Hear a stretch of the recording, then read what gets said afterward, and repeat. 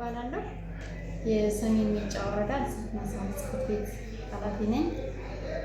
እንደኛ ተቋም በዚህ በ2018 በአንደኛው ሩብ ዓመት የተለያዩ ወቅታዊ የሆኑ ተግባራትን ስናከናውን ቆይተናል። ለምሳሌም ከነሱ ውስጥ ወቅታዊ ተግባራት ከሚባሉት በጣም ማለት በዘመቻ ከሚሰጡት የመጀመሪያውና አንደኛው የእንስሳት በሽታ ቅድመ መከላከል ወይም ክትባት መስጠት ነው። ከታመሙ በኋላና ከመታመማቸው በፊት ማለት ነው። ከዛ ስንነሳ በዚህ ዓመት በአንደኛው ሩብ ዓመት ለ267,619 ለሚሆኑ እንስሳቶች በተለያየ እንስሳት ዝርያ የተለያየ ክትባት ስንሰጥ ቆይተናል። ከሰውና ከእንስሳት ጋር ተያይዞ ለሚመጣ በሽታ የራቢስ ወይም የውሻ በሽታ ለሚባል ለ580 የሚሆን ውሾች ክትባት ሰጥተናል። ቀጣይ ደግሞ ሁለተኛው ደግሞ ይህን በክትባት መከላከላቸው ስንከላከል ቆይተን ደግሞ ከታመሙ በኋላ ደግሞ የታመሙት እንስሳት መዳን ስላለባቸው ለ29,921 ለሚሆኑ እንስሳት ሕክምና ሰጠናል። ከታመሙ በኋላ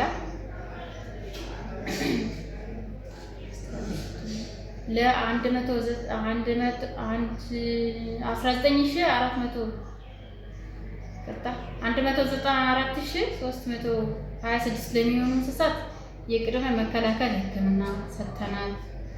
ከዚህ በመነሳት ይሄ በእንስሳት ጤናው ዘርፍ ይለቅና ወደ እርባታው ስገባ ደግሞ ዋናው በዚህ ዓመት የመጀመሪያው ወይም ደግሞ እንደ ፓርቲ ሊሸጥ ተደርጎ የሚወሰደው ምንድነው? የእንስሳት ዝርያን ማሻሻል ነው።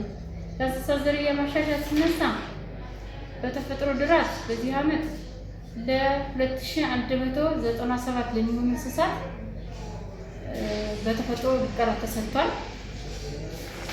ለ114 ለሚሆኑ እንስሳት ሆርሞን ተሰጥቶ ከነዚህ 114 ከሚሆኑት ሆርሞን ከተሰጣቸው ውስጥ ደግሞ ለ24 እንስሳት የተፈጥሮ ማለት ድቀላ ተሰጥቷል። ማዳቀል ማለት ነው። እስካሁን ባለው አሁን ቀጣይም ገና ግለቱን ቀጥሎ እየቀጠለ ነው ያለው። ከዚህ በመነሳት ሌላው ተቋም ማለት ተግባራችን ደግሞ ምንድነው? ማህበረሰቡ ይጠቅማል ብለን የምንወስደው የጫጩት አሳዳጊዎችን ጫጩት ማሰራጨት ነው። ጫጩት አሳዳጊዎች ስነሳ እንግዲህ 12,000 ቁጥሩን ተዋቅሩ ለ42,000 የሚሆኑ ጫጩቶችን ወደ ወረዳችን አስገብተናል። 42,000 ማለት ነው ጫጩት አስገብተናል። ከስራ ዕድል ፈጠራ ስነሳ 176 ለሚሆኑ ወጣቶች የስራ ዕድል ይፈጠራል ብለን አቅደን ከዚህ ውስጥ በዶሮ እርባታ በተለያዩ ስትራቴጂዎች ማለት በፕሮጀክቶች በመታገዝ 54 ለሚሆኑ ወጣቶች የስራ ዕድል በዶሮ ላይ ተፈጥሮላቸዋል። ከዚህ በመቀጠል ወደ ስጋ ምርት ሲሄድ 4165 የሚሆን ቶን የስጋ ምርት ተገኝቷል በዚህኛው ሩብ ዓመት ማለት ነው። በእርግጥ ተግባራት ክንውን እንደ ወቅቱ ይለያያል። ስጋው ሞር ከክረምት ይልቅ በጋ ላይ ነው ሰው ኢኮኖሚውን ተነቃቅቶ ሊበላ የሚችለው። ቀጣይ ይጨምራል። በዚህ ግን 4165.9 ቶን ስጋ ምርት ተመርቷል። ወደ ወተት ምርት ሲሄድ ደግሞ 11,267.83 ቶን የሚሆን ወተት ምርት ተገኝቷል ማለት ነው በዚህ ዓመት። ከዚህ በመቀጠል የምናገረው ምንድን ነው?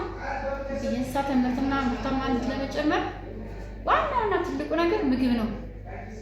ከሰው ምስቴል ምግብ ካልበላ ቁሞ መሄድም አልችልም እንኳን ስምርት ልስጥ ነው። ከዚህ በመነሳት 38.9 ቶን ቅብ ተሰጥቶን አሁን ዛሬም ስራ ላይ ናቸው። 13 ቶን መኖ ወይም ገበራ ዝግጅት አዘጋጅተናል ለእኛ ተቋም ማለት ነው።